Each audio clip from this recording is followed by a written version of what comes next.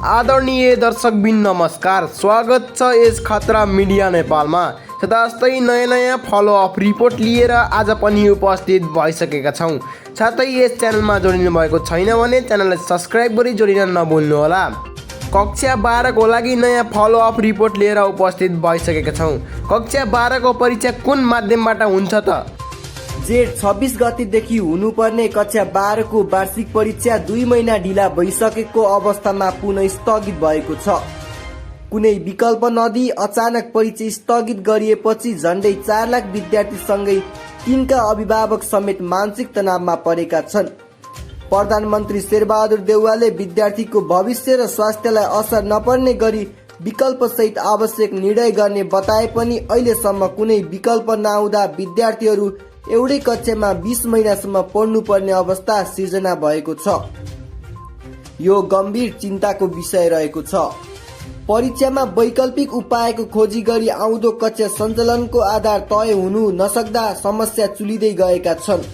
त्यसको असर विश्वविद्यालयको स्नातक तहको भर्नामा देखिएको छ भने एमबीबीएस लगायत चिकित्सा शिक्षा शास्त्रमा अन्य प्राविधिक शिक्षाको शैक्षिक सत्र गुम्ने जोखिम बढ्दो छ। यसले देशको शैक्षिक प्रणाली समेत नकारात्मक असर पर्ने सम्भावना देखिँदै गएको छ। कोरोना संक्रमण बढ्दै जाँदा अधिकतम स्वास्थ्य मापदण्ड पालना गरेर परीक्षा सञ्चालन गर्ने कि पटक पटक स्थगित गरिराख्ने, यसको विकल्पमा अब के गर्ने प्रश्न उठ्न थालेका छन्। वैकल्पिक विधिबाट परीक्षा कसरी सञ्चालन गर्ने भन्ने निर्णय गर्न अब ढिला भइसकेको छ। कक्षा 12 को परीक्षा यही साउन 31 गतेदेखि सुरु गर्ने गरी तालिका सार्वजनिक भएको थियो। यसअघि गएको जेठ 26 गतेका लागि तय भएको परीक्षा कोरोना संक्रमण जोखिमका कारण स्थगित गरिएको थियो। परीक्षा त स्थगित भए, तर अब के कसरी परीक्षा हुन्छ वा हुँदैन भन्ने अन्यलले विद्यार्थी र अभिभावकलाई चिन्तित बनाएको छ। गएको वर्ष पनि कोरोना महामारीकै कारण वैशाख जेठमा हुनुपर्ने कक्षा 12 को परीक्षा मङ्सिरमा लिएको थियो। ढिला भए पनि संक्षिप्त परीक्षा सञ्चालन गरेर नीति प्रकाशन गरिएको थियो, तर यसपटक भने अहिलेसम्म परीक्षाको विकल्पका रूपमा कुनै ठोस योजना आउन सकेको छैन। पटक पटक परीक्षा स्थगित हुँदा विद्यार्थीहरूमा मानसिक तनाव बढ्दो छ भने आफ्नो छोराछोरीको पढाइले गति लिन नसक्दा अभिभावक पनि त्यत्तिकै चिन्तित बनेका छन्। अन्यलग्रस्त अवस्थाले कलिला मस्तिष्कका विद्यार्थीमाथि अन्याय गरेको देखिन्छ। उता कक्षा 12 को परीक्षा दोस्रो पटक स्थगित भए पनि त्रिभुवन विश्वविद्यालय र अन्य विश्वविद्यालय अन्तर्गतका स्नातक र स्नातकोत्तर तहका परीक्षा भने शिफ्ट अनुसार सञ्चालन भइरहेका छन्।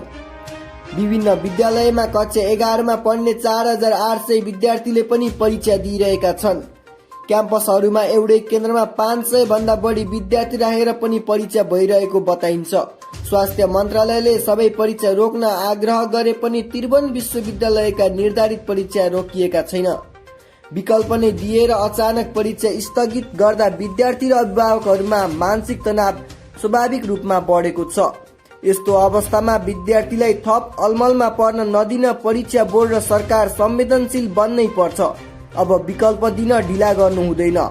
स्वास्थ्यका सम्पूर्ण मापदण्ड पूरा गरेर भौतिक रूपमै परीक्षा सञ्चालन गर्ने कि वैकल्पिक माध्यमबाट परीक्षा सञ्चालन सम्पन्न गर्ने सरकारले विश्वसनीय आधार दिलाउनु जरुरी भएको छ। अहिले कोरोना विरुद्धको खोप अधिकांशले लगाइसकेका छन्। निषेधाज्ञा पनि खुकुलो भएको छ। बजारहरू खुलेका छन्। होटेल पसल यथावत रूपमा चल्न थालेका छन्। रेस्टुरेन्टहरूमा त्यत्तिकै चहल पहल छ। बजारमा भिडभाड बढेको पनि छ। उद्योग कल कारखानामा पनि सञ्चालन भएका छन्। सार्वजनिक गाडीहरू सञ्चालन भएका छन्। अत्यन्तै भिडभाड र अस्तव्यस्त रहने सरकारी कार्यालय, मालपोत, यातायात, नापी, अदालत, खानेपानी, विद्युत जस्ता कार्यालय पनि खुलै छन्। यस्तो अवस्थामा विद्यालयलाई मात्र कोरोनाको जोखिम एकमात्र केन्द्र मानेर परीक्षा स्थगित गर्नुपर्ने तर्क र औचित्य पुष्टि हुने आधार देखिँदैन। विकल्प र उपायहरू। कोरोना महामारीका बीचमा नियमित कक्षा र परीक्षा सञ्चालन दुवैमा थुप्रै विकल्पहरू हुन सक्छन्। ती विकल्पहरूबारे खासै चिन्तन मनन भएको पाइँदैन। यसर्थ कोरोना संक्रमणको यो बेलामा नियमित कक्षा र परीक्षा कसरी सञ्चालन गर्ने भन्ने बारे निम्न विकल्पहरू अपनाउन सकिन्छ। अघिल्लो वर्षकै मोडल। कोरोना संक्रमणको भएका कारण गएको वर्ष यस वर्ष एसईमा आन्तरिक मूल्याङ्कनको आधारमा परीक्षा फल प्रकाशित गरियो। गएको वर्ष कक्षा 12 मा 40% भारको लिखित तथा बाँकी आन्तरिक मूल्याङ्कनका आधारमा परीक्षा लिएको थियो। उस्तै अवस्था भएका कारण परीक्षा स्थगित गरिरहनु भन्दा यो वर्ष पनि अघिल्लो वर्षकै मोडलमा अनुसार गर्नु एउटा विकल्प हुन सक्छ। भौतिक रूपमै परीक्षा कक्षा 12 को परीक्षा सञ्चालन गर्ने सबैभन्दा उत्तम विकल्पको रूपमा विद्यार्थीलाई पाएक पर्ने नजिकैको विद्यालयबाट परीक्षा दिने व्यवस्था हो। यसर्थ भौतिक दूरी र स्वास्थ्य मापदण्ड पूरा गरेर भौतिक रूपमै पनि परीक्षा गर्न सकिन्छ। 200 भन्दा बढी विद्यार्थी रहेका केन्द्रमा अर्को विद्यालयमा उपकेन्द्र कायम गरेर पनि परीक्षा सम्पन्न गर्न असम्भव देखिँदैन। अनलाइन अफलाइन यतिखेर खास गरी शहरी क्षेत्रमा अधिकांश विद्यालयले भर्चुअल माध्यम वा अनलाइन मार्फत नै कक्षा सञ्चालन गरिरहेका छन्। अधिकांश परीक्षा पनि अनलाइन मार्फत लिइरहेका छन्।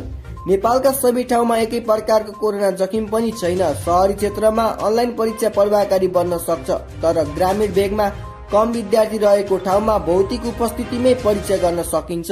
यसर्थ अनलाइनबाट सम्भव हुने विद्यार्थीलाई अनलाइन र सम्भव नहुने ग्रामीण र कम भिडभाड स्थानमा अफलाइन परीक्षा लिन सकिन्छ। अनलाइन गर्दा 4 लाखको संख्यामा रहेको तथ्याङ्क घट्ने र बाँकी विद्यार्थीलाई सामाजिक दूरी कायम गरेर परीक्षा दिन गाह्रो हुने देखिँदैन। चरणबद्ध परीक्षा कक्षा 12 को स्थगित परीक्षा देशमा कोरोना भाइरसको संक्रमणका कारण ठाउँ अनुसार चरणबद्ध रूपमा गर्न सकिन्छ। देशका विभिन्न भागमा चरणबद्ध रूपमा परीक्षा लिन सकिने अवस्था भए पनि परीक्षा लिने तर नतिजा भने एकै पटक गर्न समस्या हुँदैन। विद्यार्थीलाई कोरोना खोप यतिखेर देशमा धेरैजसोले खोप लगाइसकेका छन्। विभिन्न उमेर समूहका चरणमा विद्यार्थीको उमेर समूह नपर्ने भए तापनि विद्यार्थीलाई प्रवेश पत्रका आधारमा खोप दिएर पनि परीक्षा सञ्चालन गर्न सकिन्छ। पटक पटक परीक्षा स्थगित गरिरहनु भन्दा यो पनि एउटा विकल्प रहेको छ। यसका अतिरिक्त परीक्षा कार्यक्रम तय गर्दा एउटा कक्षामा 25 जना मात्रै विद्यार्थी राख्ने, परीक्षा केन्द्रमा स्वास्थ्य परीक्षण गर्ने, परीक्षा अघि अनिवार्य PCR परीक्षण गर्ने, केन्द्रमा हेल्थ डेस्क लगायतका उच्च सुरक्षा सावधानी अपनाएर परीक्षा सञ्चालन गर्न सकिने हुँदा जति सक्दो छिटो परीक्षा सम्पन्न गर्नु अति आवश्यक छ। यता त कुनै वैकल्पिक माध्यमबाट परीक्षा सम्पन्न गर्नु जरुरी देखिन्छ। कोरोनाको महामारी कहिलेसम्म रहने हो यो यकिन भन्न सकिन्न। कोरोना संक्रमणको जोखिमको बहानामा बिना विकल्प परीक्षा स्थगित गरी विद्यार्थीलाई सधैँभरि अन्यलमा राख्नु न्यायोचित नहोला। अत विभिन्न विकल्पका परीक्षा, आन्तरिक मूल्याङ्कन वा वैकल्पिक माध्यमबाट जे गरे पनि एउटा निर्णय भने गर्नुपर्ने देखिन्छ। शैक्षिक सत्र र प्रणाली बिग्रिन दिनु हुँदैन। भविष्यका कर्णधार विद्यार्थीहरूमा आउन सक्ने मानसिक विचलनको सम्भावनाप्रति सरकार सचेत हुनै पर्छ।